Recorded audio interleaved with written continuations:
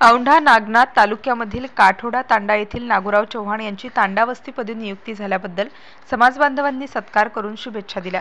Bharatiya Janata party तांडावस्ती संपर्क अभियान अंतर्गत महाविजय 2024च्या अनुषंगाने भाजप प्रदेशाध्यक्ष चंद्रशेखरजी बावनकुळे यांच्या मान्यतेने नागोराव चव्हाण काठोडा तांडा यांची नियुक्ती करण्यात आलेली आहे।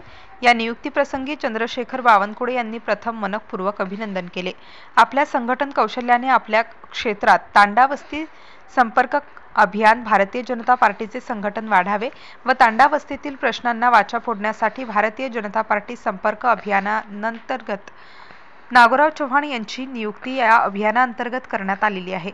नागोराव चव्हाण यांची नियुक्ती झाल्याबद्दल दरेगावचे सरपंच लखुसिंग राठोड, शेषराव महाराज ब्राह्मणवाडा, मधुकर चव्हाण, शंकर पवार, गंगाधर माऊली वगरवाडी, वसंत राठोड, नामदेव चव्हाण, झिपा पवार, प्रकाश महाजन औंढा, रमेश राठोड, काशीराम जाधव समाजबांधवांनी सत्कार करून शुभेच्छा दिल्या।